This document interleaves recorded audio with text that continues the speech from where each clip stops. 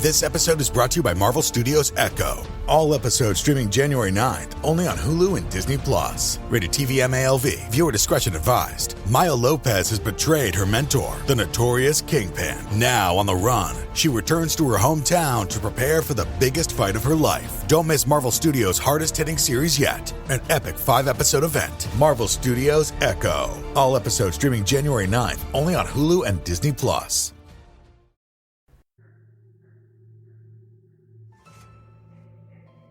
Hello, and welcome to Scare You to Sleep.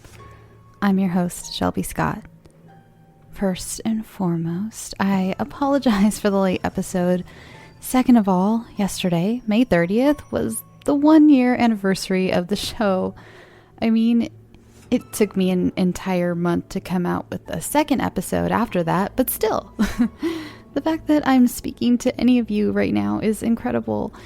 You guys, I spoke into the wrong side of the mic for like the first 3 episodes, and you guys still came back. Some of you have genuinely been with me since day one, and just recently I heard from one of you, and I am so sorry. I cannot for the life of me remember who it was, but I just heard from someone who said that they listened from the first episode and they were anticipating, because it was the O'Male Swamp Tour, and it was part 1 and part 2, and they were anticipating part 2 coming out, and I was like, I thought only family and friends listened during that first episode, and it wasn't. It was like some of you are just stuck with me, and I'm sorry, I'm just rambling, I'm really tired. I had a really long 2 days at work, and I'm just so, I'm like overwhelmed by how amazingly, like, just how amazing this past year has been, basically. It's all because of you guys. It's all because of everyone who is listening right now. And I seriously, like, I can't tell you enough how grateful I am for all of you for being here. And now I'm getting emotional. Oh my God. Let's move on. You guys didn't come here to listen to me cry. Anyway, but as a 1-year anniversary gift to all of you, this episode is ad-free. So you don't need to, all the skippers, give your thumbs a rest, because you don't need to skip anything. This week is filled with some very mischievous characters indeed. Some out for revenge, some being led astray, and some just straight up evil. Before we begin, I just wanted to say a quick hello to all of my listeners who are currently working the night shift. I've heard from quite a few of you lately, and I'm so glad I can help you pass the time. I hope work goes by quickly, and I hope you all got some good sleep in during the day. Let's start off tonight's episode with a little revenge story told from a point of view we don't often get. Vanessa Kennedy sent us that great haunted house story from a couple weeks ago, and she's back with a ghostly monologue.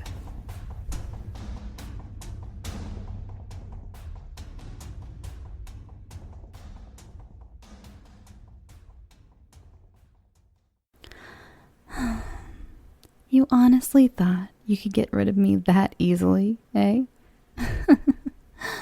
Well, it wasn't that easy for you, was it?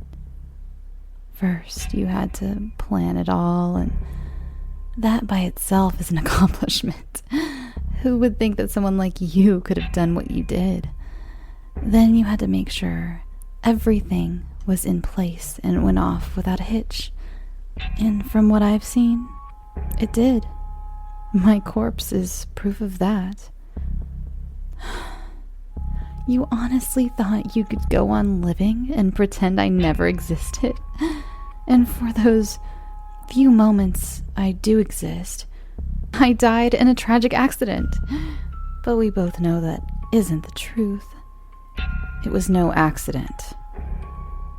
Well, you go on, enjoying life.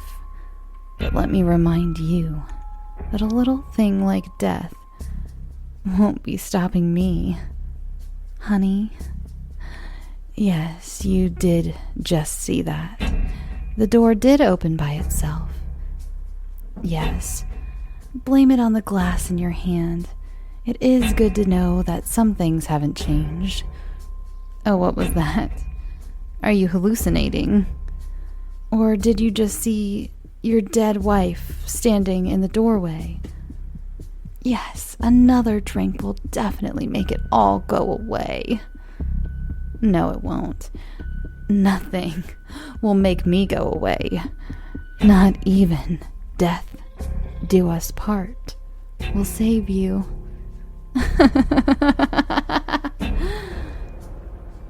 Oh, what do we have here? Is that a new tucked-in shirt? Does someone have a date? Does she know what you did? And does she know that I'm still here? Well, she is a far cry from the tall bottles you usually bring home. She is actually a tall glass of water in a pretty pink dress. How refreshing for you. But did you forget that I'm still here? Well, let me give you a little reminder. Shall we? Don't mind me.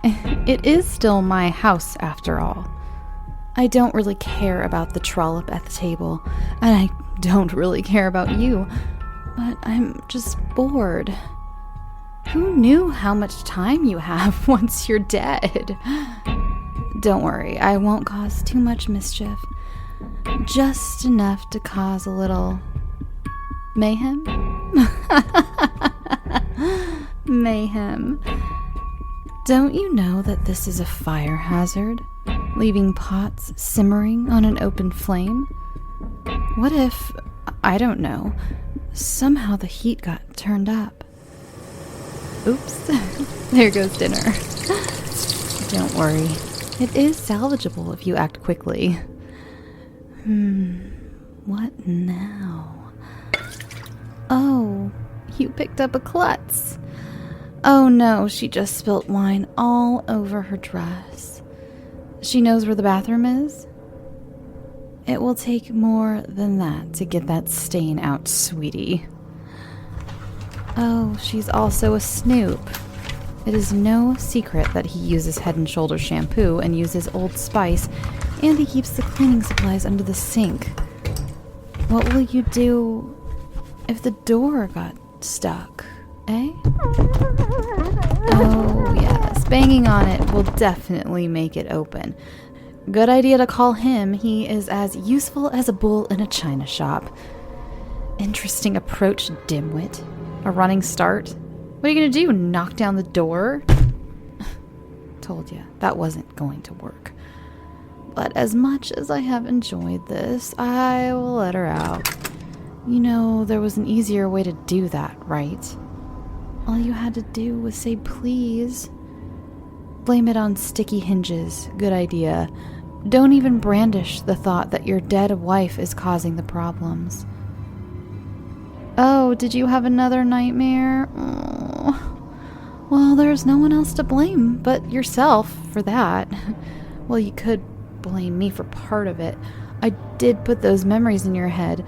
You could also blame me for the cold sweat that is running down your body. You can blame me for the beating heart that is echoing in your ears. You can blame me for the memories that are consuming your dreams. Those dreams filled with the gushing blood that splattered the walls and slowly drips down. Those dreams filled with the inability to wash the blood off your hands, which is true. Where do you think you're going? Oh, a drink, of course. No glass this time. Let me help you. Come on. You can't even drink properly now. That is a nice combination on your shirt, rye and sweat. Don't leave it on the ground. You know better than that. Now that I'm gone, you think you can do whatever you want. Wrong. Oh, sorry. I didn't mean to startle you. It isn't my fault that you saw me in the mirror. Now you did it. You hit your back into the towel rack. Oh, that will most likely leave a nasty bruise. Maybe you won't even remember what happened. You'll blame it on an open bottle of rye that is now seeping into our bedroom carpet, or the lack of sleep. What? Leave you alone? Never. What do you need to do? Well, first off, you shouldn't have murdered me. Speaking of me, am I still here? Somewhere in this house? Or did you plan that too? How to dispose of a body? That, I would think, would be the tricky part. Good boy, off to bed. Now that you have had your bottle, you can go back to dreamland. Sweet dreams. Do you remember when we used to take showers together? Those were the days. And thanks to you, we will never, ever have that again. Well, so to speak. Can you still feel my touch? Do you know that I am here with you? How about I tell you, I am here. Shall we? Why are you so afraid? Before, you thought it was romantic how I drew notes in the steam. You weren't even a believer when I was alive, so why would you be now? Gripping your head won't make the memories go away. Trust me. I've tried to get the memory of your murderous glare out of my head. The memory of my blood slithering and spurting out from my open wounds is something that is hard to forget. You remember, right? You were there. Oh, how the blood pooled on the ground. How it squished and popped under your boots. Oh, that is a little bit of blood. How do you like showering in blood? That got the heart going, didn't it? Don't worry. The water is fine. You can blame it on the corroding copper pipes. Oh, be careful, the floor is slippery. Told you that you should always put a towel down. I don't really care if you're alright or not. As long as you aren't dead, I don't care. If you die, well, who else is there for me to torment? Where are we going? The last time we did this, one of us never came back. What do we have here? A suitcase? Are you running away? Honey, you can't run away from your problems. Easy. Keep your eyes on the road. Don't mind me playing with the radio. God, you used to hate this part of the road. No radio signal. There we go. Wasn't this the song that was playing when we took our little trip? Jeez, if you didn't like the song, all you had to do was say turn it off. You still haven't told me where we are going. I'm having deja vu. I asked you last time, and once again, you didn't answer me. You aren't going anywhere until you answer me. Hey, where do you think you're going? The engine is fine. Why do I even bother?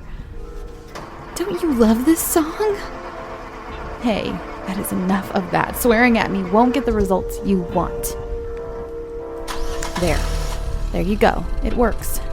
Stop fiddling with the radio. One of these days, you're going to break it. And you aren't shutting off my song. Now, do you believe me? No, you aren't going crazy. Well, no, you aren't crazy. You're just haunted. There is a law against that. Don't do that. Well, I can't stop you from drinking, but I can maybe switch what you are drinking. That wasn't rye, was it? Isn't the scenery beautiful? The trees and the fields. Now, the broken glass on the highway. You are like a child when things don't go your way. You throw a tantrum. Is that what happened that night? Did I do something that made you go on your murderous rampage? Tell me, was murdering me the only option? You could have divorced me, you know. What happened? What happened to the lovely man that I married? I know you were still in there somewhere. But you aren't the same person anymore. Neither am I. You made sure of that. Now, you are a murderer. And a ghost. I know that you still remember that night. I know that you couldn't stop shaking afterward as the adrenaline washed out of your system, as my blank eyes stared up at you from the floor. All at once, that anger you had melted away, and I was gone. But I am still here.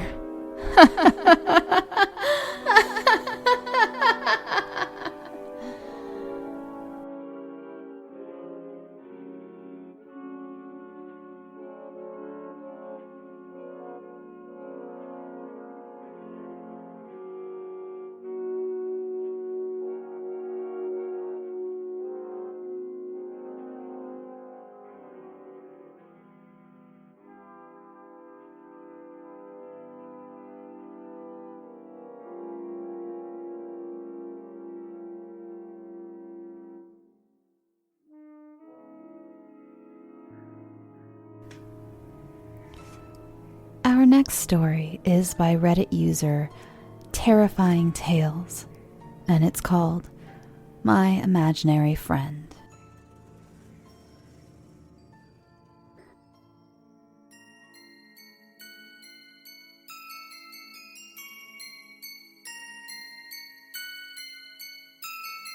I can't remember when she first appeared.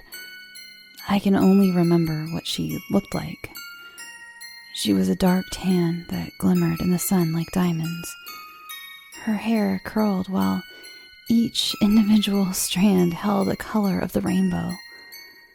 Her wings were like that of a golden Pegasus, soft to the touch but could easily lift her high into the skies above. She always wore these dresses like you'd see back in the old Wild West. Always brown, though, which contrasted with her otherwise otherworldly appearance. I never knew why, and she'd never talk about it, but it was unnerving, to say the least. The thing is, her hair wasn't real. It was a wig from my dress-up collection, as were her wings. I gave her the wig to hide her tangled, dirty blonde hair. The wings to hide the scars still bleeding upon her back. I can't remember when she first appeared, but I know I invited her in. She told me her name was Elizabeth. Her last name she herself couldn't remember. My home had been built upon her father's land, rousing her from a deep, dark slumber. As soon as she saw me, she decided that she had to come play. Me, being young and naive, said yes. I wasn't aware that stranger danger was such a big deal. I was 5 years old at the time.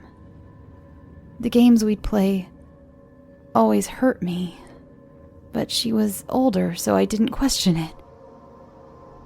When my mom found me, carving into my skin, she was terrified, knocking the knife from my grip, making me lose the game. I screamed and cried, yelling that I lost the game and it was all her fault. I started seeing this woman after that. She gave me some disgusting candies, but they helped me. I didn't see Elizabeth after that until I was 21 years old. I remember what happened, and I know she did it. I came home from college to start my summer break, deciding to take online courses so I could stay with my family. My parents were getting older, and I wanted to be there for them more. I wanted to make memories with them, as my childhood memories had become fuzzy. My therapist said that it was my brain trying to protect itself, deciding it was better to forget than to remember. My parents agreed and said this summer we'd do all sorts of fun things, creating new memories that I'd surely remember. I walked through the doorway, smiling and expecting to be immediately tackled to the ground by Buster, my black lab. But that quickly faded as I smelled copper. Walking down the hall, the air became rancid. The smell, rotten and stale. The sound of flies buzzing came from everywhere, but the kitchen was the worst. My parents sat at the table. Breakfast from weeks. Moldy and spoiled, but that would be no use to them, as their heads tilted back towards me. Their throats had been slit open, splattering blood everywhere. I fell down upon the floor and I cried, unable to look away. I heard the growl of Buster turning towards him, just as he seemed to recognize me. He scampered at me like a little puppy, my arms wrapping around him as I broke down completely. We mourned my parents before we called the cops, though they were of no help at all. They found no evidence of anyone having been there. Several months later, deciding it was a cold case, there were no leads, nothing. But how would a ghost leave evidence? I can remember seeing her. I remember her face. I was up in my bedroom, clearing out my stuff, when I looked out the stained glass window above my bed. I had always been too small to look out it before, but now that I was older, I could see out it clearly. Through the light blue hue, I saw her, waving at me while grinning ominously. She knew this house had sold to a nice family with 4 children. It was written across the smug grin of hers. I wasn't going to let this happen to anyone else. I couldn't. I left and bought 50 gallons of gasoline, dousing the whole house, leaving nothing untouched. I changed my clothes and used the clothes soaked in gasoline to light the house, throwing them onto the front porch. Soon the house was ablaze, smoke billowing everywhere. I left before the fire department came, the rental car I had and my neighbors not being home, leaving my crime untraceable to me. The police decided it must have been whoever killed my parents. There was evidence they had missed, so they wanted to destroy everything just in case. I claimed the insurance money and moved across the states to upstate New York, thinking the worst was behind me. That was until a lady approached me, telling me she knew of Elizabeth. Elizabeth was a demon. I wasn't the first to experience her games and love of death. Her dress was brown from the dried blood of her own parents. All those she had come to sharing that fate as well. I decided to take her up on the offer, joining the support group for survivors. I can't remember when I wrote this, but I know she's still here. Elizabeth is still out there, still pretending to be an imaginary friend. Please get help should your child tell you that they see her. Don't wait until she hurts them. I pray that you won't suffer like I did, but I'm sure I won't be her last victim. You may not believe me, but this is your choice. Your fault if you don't listen. You may not believe, You will. Oh, you will. As many Scary to Sleep fans know, I've been going through a lot of changes in my life. And one thing I've been doing is getting my finances much more organized, and that includes paring down some of the subscriptions I pay for. It feels like everything is a subscription these days, be it for the gym or streaming services or music, the list goes on, and something that has helped me tremendously is Rocket Money. They not only helped me cancel subscriptions that were a pain to try to do myself. Have you ever tried to deal with some of these companies directly? It's just a headache. Rocket Money also alerts me when the subscriptions I did keep go up in price, giving me the ability to weigh my options and keep those little extras that add up oh so quickly in check. Rocket Money is a personal finance app that finds and cancels your unwanted subscriptions, monitors your spending, and helps lower your bills. I can see all of my subscriptions in one place, and if I see something I don't want, I can cancel it with a tap. I never have to get on the phone with customer service.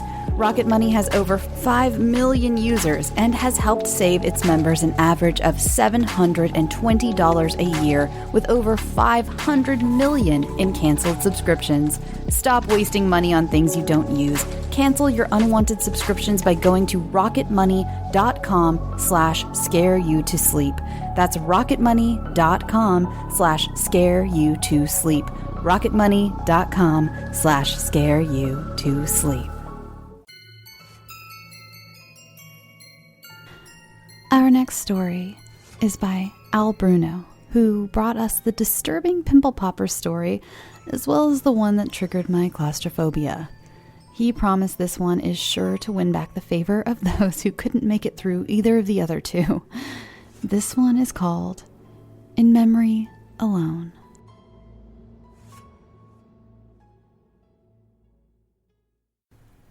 (1992). Are you just going to sulk, or do you want to dance? She stood before him with her hand outstretched. It was the homecoming dance, and Andy had spent most of it standing against the wall, trying to work up the nerve to do something, anything. But as always, the sickening certainty that lived in his gut that told him he simply didn't belong anywhere sabotaged him. But wasn't it true? He was too plain for the cool kids, too dumb for the smart kids, and too timid for the troublemakers. He walked through the halls like a phantom. Even the teachers had trouble remembering his name. Now, here it was, senior year, and he had nothing to show for it. Not a single one of those glorious high school memories every adult and movie had promised. Andy's father had suggested he go stag to the homecoming to at least try and mingle. And Andy had tried, but 2 failed conversations later, he found himself fading into the background again, becoming as inconspicuous as ever. But he had been conspicuous to one person. It was June Kaufner, of all people. The girl as well known for her long bouts in detention as she was for her rejection of the overtures of the cool kids, the smart kids, and even the troublemakers. She had no time for any of them, so of course they all hated her. Despite that, or more likely because of that, she always came to the school events and made snide comments about everything she saw to whoever might be listening. Now, here she was, standing before him with her hand outstretched, asking, "Are you just going to sulk, or do you want to dance?" No one noticed them as they made their way out onto the floor. When the dance was over, she kissed him on the cheek and whispered in his ear, "Not bad." 2017. It was a modest-sized ballroom in a medium-sized hotel. Middle-aged people dressed in crisp clothes milled about, all hugs, smiles, and handshakes. The open bar was seeing a lot of action. The buffet, not so much. It was River High School's class of 1993 reunion, and everyone was goggling over the changes 25 years had brought on. Andy Carter stood near the back of the room, watching it all, hoping he would catch someone's eye, but unable to make the first move. It was like old times again. Andy knew he was a fool to think that June Kaufner would ever be here, but he'd had to take the chance. His memories of her were the only thing that kept him going anymore. But all Andy could do now was occupy himself by watching his classmates and taking note of who had gotten fat, who had gotten thin, who had gotten rich, and who had gotten weird. Over by the bar, David Reed was strutting around with his hair plugs and trophy wife. Several someones were talking loudly about politics. Terry Smith was holding court at her table, wearing a dress that was 3 inches too short and 2 sizes too small. Someone nearby was trying to sell Amway. As a joke, the alumni had invited the sour-faced vice principal to the event, and amazingly, he'd shown up. He was almost 80 years old, but still the most recognizable person in the room. For a moment, Andy was sure he had seen Mr. Martinoli notice him, but no. The old man had just been watching the clock.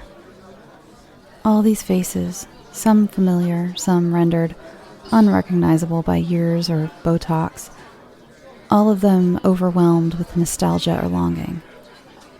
Andy felt nothing at the sight of them. They were almost strangers. Did any of them even remember him? Really remember him? There was a half-abandoned drink on a nearby table. Andy had half a mind to grab it and fling it into the welcome back banner. What would the alumni do then? 1992. The Kaufner family was a large one, with a reputation for petty crimes and poorly thought-out scams. Even among them, June stood out, with her black-dyed hair and seemingly endless supply of Bikini Kill t-shirts. She never went where they went. She never did what they did. When her younger brother had been arrested for arson, she was the only member of the clan that hadn't shown up in court to show their support. Was that why she was so aloof and distant from the other students at River High School? Andy didn't care. There had only been one dance, but it had created a strange bond between them. When they passed in the hall, she always made eye contact and flashed a little smile. There were brief conversations in study hall about music and homework. Sometimes she would tell him stories, like about how her cousin worked at a convenience store across the street from the school, so she never got carded buying cigarettes or beer, or about how she knew how to sneak into movie theaters via a broken fire door. They never spoke on the phone or met outside of school, but for Andy, it was enough. He was sure she felt the same way. 2017. When the buffet closed, the DJ began to play old songs from the old days. People began to filter onto the dance floor. Lost loves sharing slow dances while their spouses glared from the sidelines. Former friends trying to show each other that they still had the moves. Andy wished he could have joined them, but it was too late for that. He had never lived in the moment. He spent too much of high school with his nose pressed in a book in expectation of college. Then he did the same thing in college in expectation of a career. He made partner at his law firm when he was in his 20s, as expected, and then along came a heart attack at 41. And in truth, he had expected that as well. The only thing he had never expected, aside from that dance at the homecoming, was what happened on a Saturday morning 6 weeks before graduation. 1993. At 17, Andy still had his paper route. It was easy money if you were organized and reliable. That was something Andy had always been. The money Andy made was socked away in a bank account for when he went to law school. It was something he'd been doing since he was 13 years old. Andy's paper route had covered the same set of streets for years, but he had never known that June lived in one of them. He found out on a chilly May morning, almost an hour before sunrise. Andy was straddling his bicycle and trying to jam a copy of the Sunday Times into an undersized mailbox when a Cadillac sped past him and squealed to a halt in front of a non-subscriber's home. June got out of the car. She was wearing a waitress uniform. Andy realized she must be working nights at some diner somewhere. It certainly explained all the times she'd come to school looking haggard and gone on to fall asleep in class. And it certainly made more sense than the lurid rumors his classmates spread about how she must be spending her nights. After a few words from June to the driver, the car sped away, leaving her standing under a streetlight and fumbling with her house keys. Andy slowly rode past her on his bike, more than content to give her a cheery good morning and be on his way. But June didn't let him move on. She wanted to talk, and that was fine by him. She remarked on what a funny thing it was for her to never see him peddling his papers. That was just the way she had said it, peddling his papers, and Andy had thought it was hysterical. He asked June which restaurant she worked at, but she wouldn't say, and just moved the topic of conversation along as to why she was working nights. The answer was no surprise, really. She wanted out of this town, out of this life. June vowed that soon as she graduated, she was gone. Living in River City under the weight of her family's reputation and other people's expectations was suffocating her. She told Andy that she was sure if she was somewhere else, that she could be someone else. Someone else, June told him, is what she'd always wanted to be. Andy thought it was the saddest thing he'd ever heard. The morning got colder as it got brighter, so she invited him in for breakfast. She warned him that all she had to offer was soda and Pop-Tarts, but that was fine. The kitchen table was cluttered and the little house was empty. June told him that her father had skipped out years ago. Her mother was staying at a friend's house and her brother wouldn't be eligible for parole for 5 more years. It got lonely sometimes, but she assured him that there were far worse things than coming home to an empty house.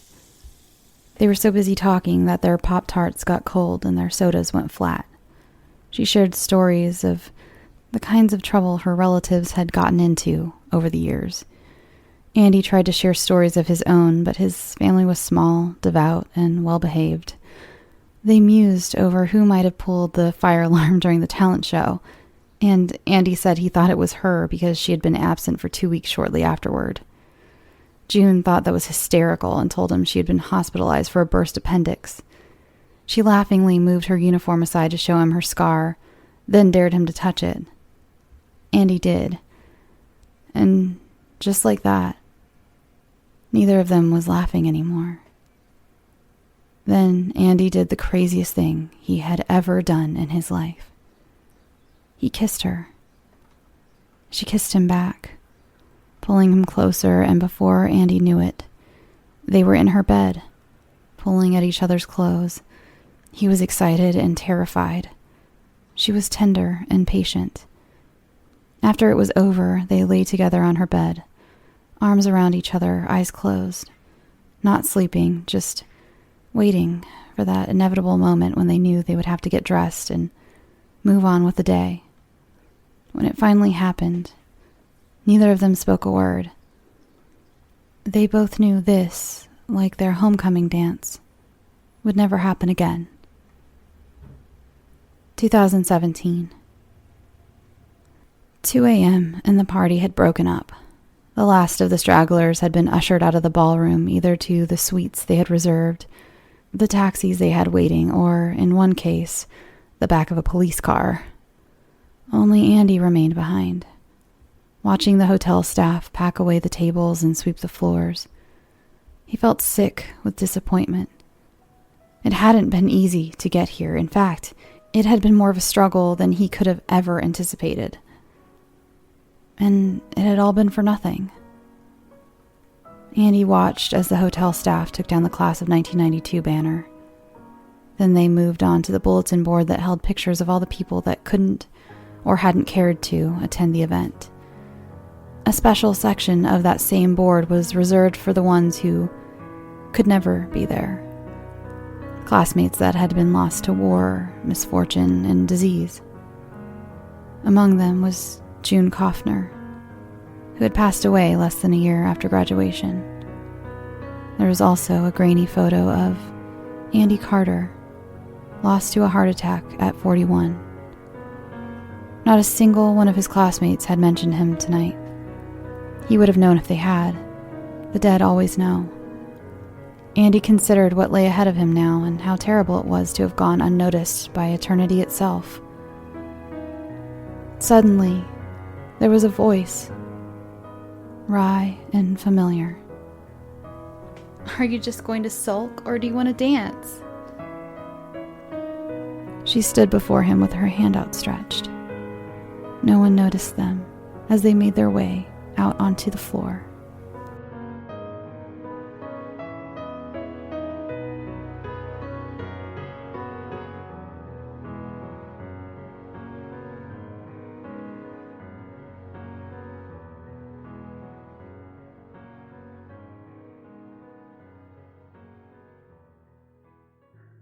Our last story seemed fitting to leave you with as you drift off to sleep. This is Confessions of a Dreamer by Airotciv Llah.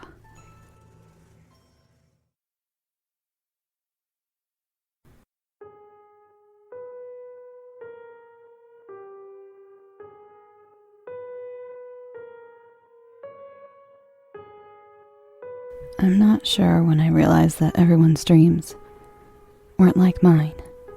I can always recall regaling my siblings and later my friends with detailed and vivid memories of my dreams. My dreams were rarely patchy, but a full story, usually with a beginning, middle, and an end.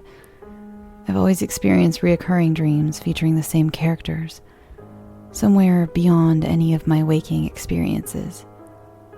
I had heard that some people don't dream in color, or that some people don't remember their dreams.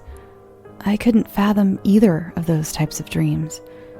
Mine were all too real. My dreams were too big to wake up and forget. They usually frightened my young mind with concepts that I could not fully understand, as if demanding my attention. It seemed my dreams were trying to tell me something important, even when I shut my eyes and tried very hard not to listen. I started to realize that my dreams were something other than random combinations of leftover thoughts and stories. I would also dream snippets of conversations that would happen to my friends and classmates that I was not privy to, but would dream the details of. Sometimes I would dream about events and they would happen just as they had in my dreams. Prophetic dreams are a thing. My dreams began to come true. At first it was cool, but later it started to creep people out. I stopped speaking about it. I didn't like how people regarded me when I shared things I learned from my dreams. At best, as an imaginative or troubled girl. At worst, as an odd little freak. As a matter of fact, I stopped talking about a lot of things. I became a very introspective child, but still my dreaming ability progressed. As I mentioned, my dreams were often bizarre and sometimes frightening. As a child, I developed chronic insomnia. I dreaded sleeping every night, and I had the eye bags and lethargy associated with someone who wasn't sleeping enough. It was around my 6th birthday when I realized that I had agency over myself in my dreams. It was empowering. Not long after that, I learned I could control entire dreams. That was liberating. My dreams were no longer epic, terrifying nighttime experiences. The next stage of development would change my life. It would be a few years later, quite by accident, when I realized I could actually go into the dreams of others and shape them into whatever my heart desired. When I was in the 4th grade, there were 2 girls named Raina in my class. Their names were pronounced the same, but they were as different as night and day. One was a well-mannered animated girl with a big forehead and a sleek ponytail. This was my best friend, Raina S. She wore purple nearly every day, and we both ran for the swings every day at recess and loved to read scary stories. The other Raina, Raina H. Raina H was a full year older than the rest of us. She had been held back a year. Raina H was a big, overdeveloped bully with muscular quads, real breasts before any of us were even wearing training bras. Oh, and she had these nasty scabs on her knees. In comparison, I was a rather quiet girl. Always one of the smaller girls. I kept to myself, did my work, and didn't seek attention one way or another. Most people rather ignored me, which was fine, but Raina H. took a very strong disliking to me. I honestly had no idea why, but I tried very hard to stay out of her way. It was a bleak spring morning when a note was passed to me right before lunch. It was unexpected because I really only had one friend, and Raina S. did not pass notes. She was from a strict religious family, and it would have been considered disrespectful to the teacher and the other students to pass notes during class. So when I opened it and read the dark scrawling pencil lead that looked as if a 6-year-old had written it, stunned would not accurately describe what I felt. The note read, "Recess, bitch. I'm gone to kick your ass," and it was all misspelled. I looked up and Raina H. was grimacing at me, eyes filled with hate. It seemed my classmates knew what was going on too. As we ate lunch, I kept feeling like I was going to be sick. I couldn't swallow my food, my mouth was dry, and I wasn't imagining everyone looking at me and whispering. When I stepped onto the playground, the other kids formed a circle around us chanting, "Fight, fight." I remember stammering in a weak voice, "Why do you want to fight me, Raina? I never did anything to you." She spat. "Because you're stuck up. You think you're cute. I hate your ass. You think you're better than other people." A force seemed to radiate through me. Before I knew it, she was on the ground. Everything was a blur, and I was on autopilot. But I distinctly remember enjoying the feeling of my foot crashing into the softness of her belly as she squirmed on the floor, crumpled in a sideways fetal position. Relentlessly compelled by the sound of her grunts, I slammed my foot deeper into her sides and chest. I stomped any exposed area, including her face. I remember some adults pulling me off of her, and Raina H. holding her mouth. She sobbed being led to the nurse's office with a bloody mouth and multiple footprints and dirt on her torn t-shirt. I found myself in the principal's office explaining. Raina H. had apparently said that I started the fight with her. For some reason, she even dragged Raina S. into her lie and said she was only defending herself against us. It was known that I wasn't the troublemaker, but our parents were still called, and the next day I learned that Raina S. was no longer allowed to play with me. To top it all off, all everyone talked about was the fight, telling me details that I didn't recall about my triumph as the tough kid. They hummed the tune from Rocky whenever I walked by. I got respect and notoriety from my classmates. Even the 5th graders were talking about the fight. But I was uncomfortable with the attention. I didn't want a reputation as a fighter. I didn't want any extra eyes on me. I didn't want my best friend taken away from me, and I certainly didn't want that long lecture I received from my parents that night. And I really didn't want a warning if they ever get called at work for my behavior again. I hadn't done anything. Yet. The crashing realization that someone who targeted you could change your world on just a mean whim bothered me night and day. My life was different now. Not all bad, but who was she to have this much power over my life? I minded my business, and I was a good kid. I left everybody alone. I really had no idea how much my life was going to change and the catalyst that Raina H. had put into motion. I had a very hard time falling asleep that night. When I did sleep, I felt like I was falling into a cavern. I knew this meant that night I would dreamwalk. I was happily surprised when I found myself standing over Raina Harrison. I was in her dream.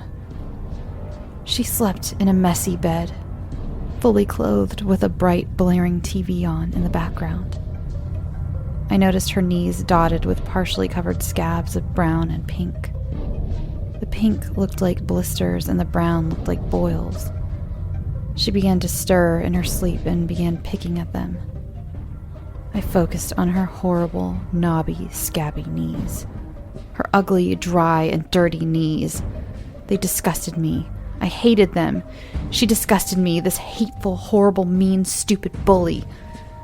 a detestable and malicious bitch of a girl.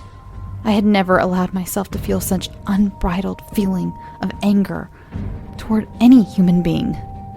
That was just it. She was almost not human to me, but a monster. I watched her knees as they began expanding rapidly before my eyes and beneath her hands. I watched as her eyes opened suddenly and grew wide with fear.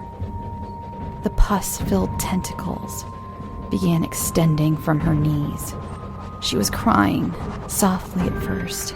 It was then that she noticed me, and her screams turned to panic-filled terror. "How can this be happening?" her eyes begged.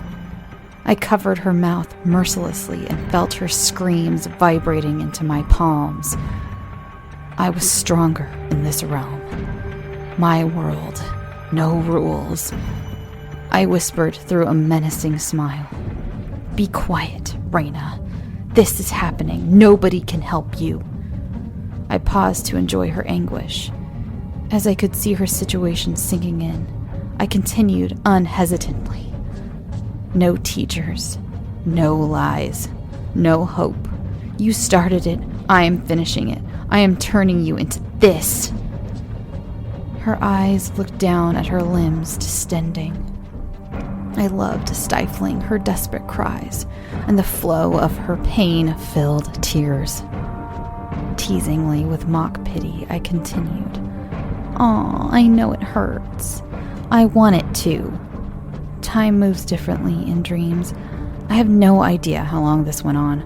I stopped when I bored of the familiar feeling of her squirming beneath my touch again.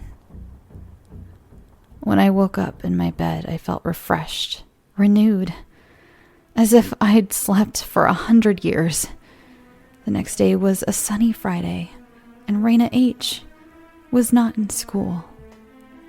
She was back on Monday, wearing long pants and walking with a pronounced limp and a new-found sense of humility and barely stifled trepidation that pleased me. That was 15 years ago, and my ability to dreamwalk has grown, morphed, shifted. The insights that I have garnered have saved me a literal lifetime. As I've said, time is different there. If you had ever had a dream and it felt like you experienced years in the span of minutes, then you have an idea of what I'm talking about. Time and space are constructs designed to suit our physical functioning. Would you believe me if I told you that I have been able to send dreams to my past and future selves? Yes, it has been a learning curve, not without trial and error. As it turns out, this domain is for the bold but prudent. This is a fairly rare combination of things to be. But as it turns out, I am that rare breed. This is not something to be trifled with. People have been known to get trapped or tricked into staying here. Overall, it has served me well. You would be foolish to think that this or any power comes without a price, and it is far more valuable than money. The price is an aegis over a human spirit, sort of an interdimensional quid pro quo. I can do things in their world. They can do things in our world through my spirit. And it turns out the physical realm in which we exist is very valuable real estate with rights and privileges that most humans don't access. I may share more of my experiences yet. Until then, don't disparage a dreamer. They may, in fact, be dreaming of you.